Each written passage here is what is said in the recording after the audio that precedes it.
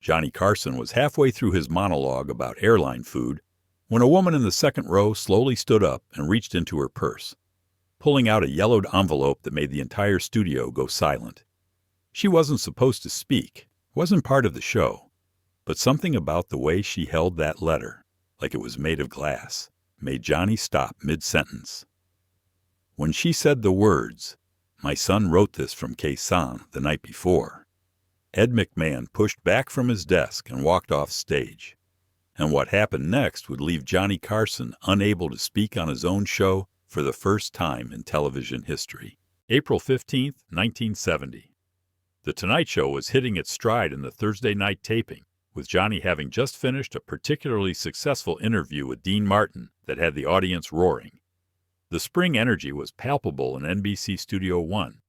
People were laughing easier, sitting lighter in their seats, ready for the escapism that The Tonight Show provided in a year when the news was nothing but body counts and protests. Johnny had intentionally kept the monologue light, avoiding Vietnam entirely, except for one gentle joke about Nixon's bowling that somehow connected to foreign policy without mentioning the war. In the second row sat a woman who stood out not because she was remarkable, but because she was so utterly ordinary. Mid-50s, wearing a simple blue dress with a small American flag pin on her collar, the kind you could buy at any Woolworth's. Her purse sat on her lap, both hands resting on it as if she was in church. She laughed politely at the jokes, but her smile never quite reached her eyes. The NBC pages had noticed her during seating. She'd arrived alone, declined to chat with those around her, and kept checking her watch as if timing something specific. The show was moving into its second segment. Johnny was about to bring out his next guest, Joey Bishop, who was waiting in the wings, with a story about Frank Sinatra's birthday party. The audience was perfectly warmed up, ready for another round of Hollywood insider tales. Doc Severinsen was adjusting his trumpet, preparing for the musical transition. Everything was exactly as it should be for a successful Thursday night taping, but something felt different in the air. Maybe it was the way the woman in the second row had started shifting in her seat during the commercial break, or how she kept touching her purse like she was making sure something was still there. A few audience members near her noticed her lips moving slightly as if she was rehearsing something. The man next to her asked if she was all right, and she nodded but didn't speak, her hands now gripping her purse tighter. Johnny launched back into his monologue extension, a bit about airport security that was killing. The audience was laughing. Ed was chuckling. Everything was perfect.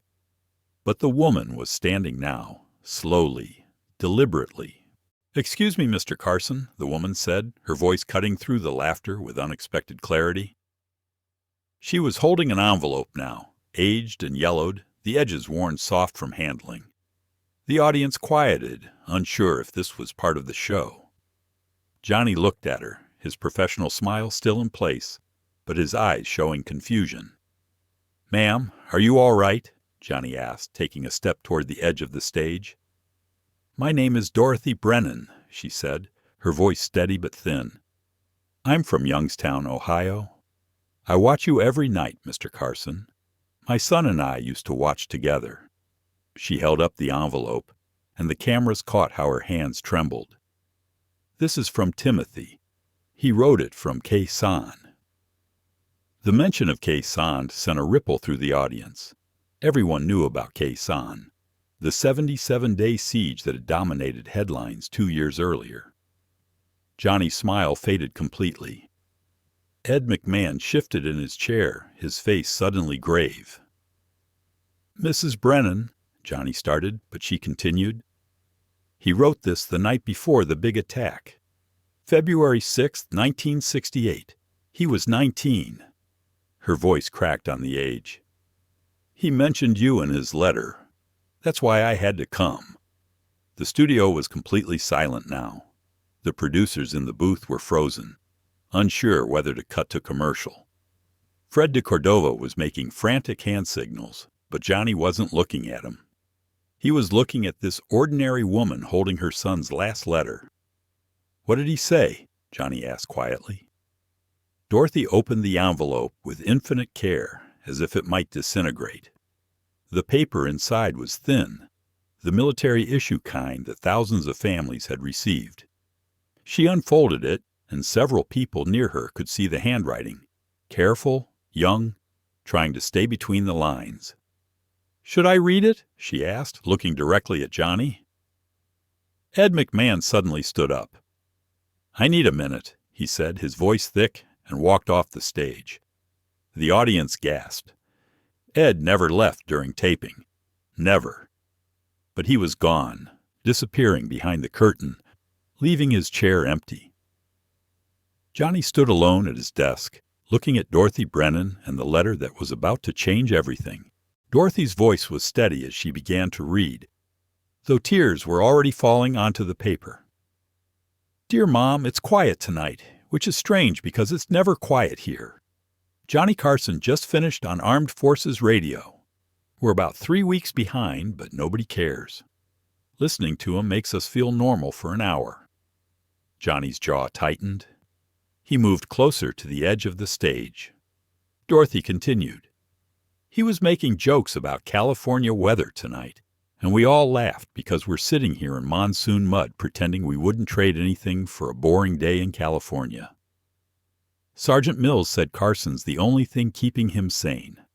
I think he's right." The audience was transfixed. Some were crying quietly. Doc Severinsen had lowered his trumpet entirely, his band silent. "Mom, I need to tell you something in case things go bad tomorrow. We know they're coming. Everyone knows. We can hear them digging tunnels." Dorothy's voice broke, but she kept reading. "I want you to know that thinking about you watching Johnny Carson in our living room is what gets me through the nights here. I picture you in Dad's old chair with your coffee, laughing at Ed McMahon, and it's like I'm home for a minute." Johnny's hands were gripping the edge of his desk so tight his knuckles were white. The camera caught him blinking rapidly, fighting for composure. "Tell Mr. Carson something for me if you ever get the chance," Dorothy read, her voice now barely above a whisper. "Tell him we had a bet going about what Carnac would predict about the war ending. Wilson thinks Carnac would say, 'When Nixon admits he's wrong,' but I think he'd say, 2 days after hell freezes over and 1 day before I get a date with Raquel Welch. Tell him that joke killed over here. Tell him thanks for the laughs when laughing seemed impossible." Dorothy looked up from the letter. "There's more. Personal things. But the last line..." She looked back down. "P.S. If I don't make it, watch Johnny for me sometimes.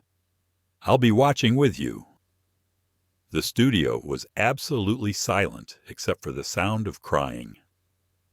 Johnny Carson stood frozen at his desk, unable to speak, unable to move, as Dorothy carefully refolded her son's last letter.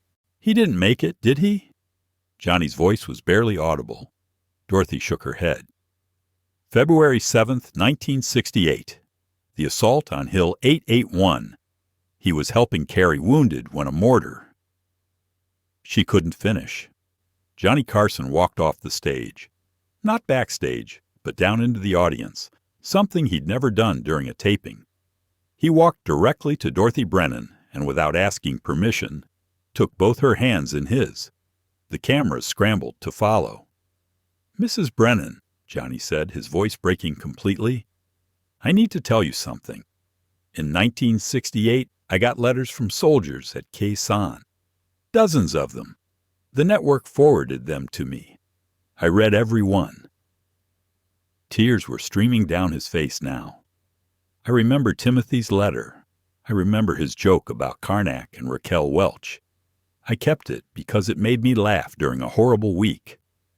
Dorothy's composure shattered. "You read his letter? You knew my Timothy?" "I wrote him back," Johnny said. "I sent it through Armed Forces mail. A package of jokes, some pictures from the show, a signed photo for his unit. I don't know if it ever reached..." "It did," Dorothy gasped. "Oh, God, it did.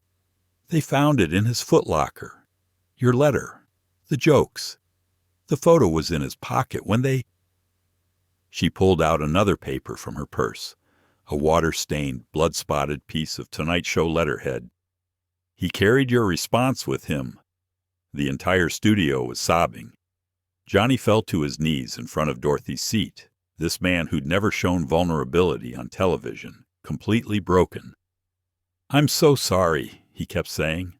"I'm so sorry he didn't come home." Dorothy put her hand on Johnny's head like she was comforting a child. "He died knowing you wrote him back. He died knowing Johnny Carson knew he existed." From backstage, Ed McMahon's voice came over the speakers. He was in the control booth.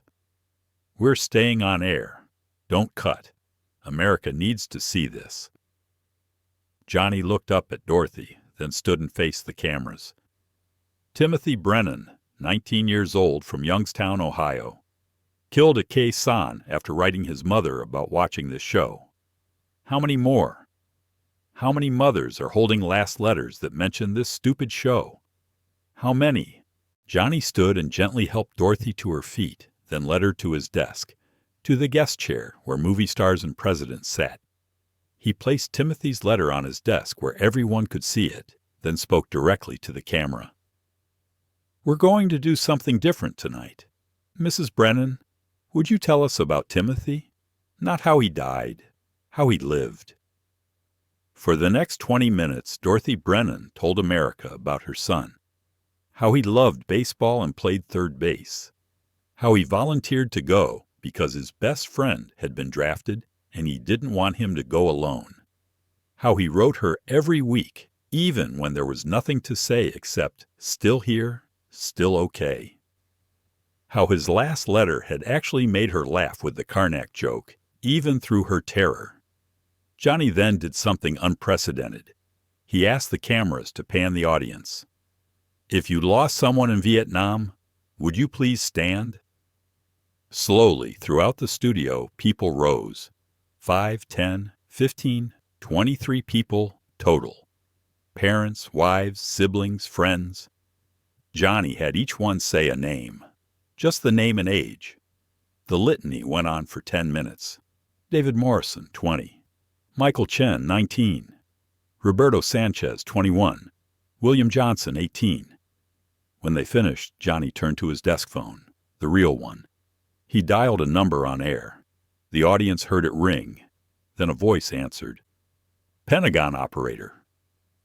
This is Johnny Carson. I'm on the air at NBC. Connect me to whoever handles letters to families of fallen soldiers." There was confusion, transfers, but finally someone in authority came on. Johnny's voice was steel. "I want to know how many last letters home mention The Tonight Show. I want their names. I want to contact their families." He hung up and faced Dorothy again. "Would you read the P.S. one more time?" Dorothy, tears streaming, read, "If I don't make it, watch Johnny for me sometimes. I'll be watching with you." Johnny looked into the camera. "To every Gold Star mother watching, your sons watched with you. They're still watching with you. We won't forget them." The show ended with complete silence. No music, no credits over conversation. Just Johnny Carson sitting beside Dorothy Brennan, holding her hand, Timothy's letter between them on the desk. The next morning, the Pentagon reported receiving 14,000 calls asking about soldiers' last letters. Within a week, NBC had received over 50,000 letters from Gold Star families, many including copies of their sons' final correspondence that mentioned The Tonight Show. Johnny read every single one personally, a task that took him 3 months. His staff later revealed he had filing cabinets installed in his home office specifically for these letters, organized by date and location of death. Dorothy Brennan became an unexpected regular in Johnny's life. Every February 7th, the anniversary of Timothy's death, she would receive a call from Johnny, sometimes just silence on the line for a minute before he'd say, "Watching for Timothy tonight." She appeared on the show annually, each time bringing another Gold Star mother to share their story. By 1975, it had become The Tonight Show's most watched recurring segment, though NBC executives had initially fought against it as too depressing for late night. Ed McMahon, who had walked off during Dorothy's letter, later revealed why in his memoir. "My son was in Vietnam at that exact moment. Hearing that Mother read her boy's last letter, knowing my own son was writing similar letters, I couldn't breathe.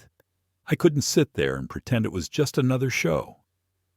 Johnny found me crying in the hallway and said, "Ed, from now on, every show we do is for them, the ones writing letters home and the ones reading them." The Pentagon ultimately confirmed that over 800 soldiers' last letters home had mentioned The Tonight Show specifically. Johnny had each name inscribed on a private memorial he built at his Malibu home. After his death in 2005, workers found something else. He had kept Timothy Brennan's blood-stained Tonight Show letterhead, the one found in the soldier's pocket, framed in his bedroom, where he could see it every morning. Dorothy Brennan lived until 1994. In her will, she left Johnny her son's original letter with a note. "You gave my boy immortality. Every time someone laughed at your show, Timothy was watching with them." Johnny read it on air, the only time in his final years he broke his rule about not discussing the war.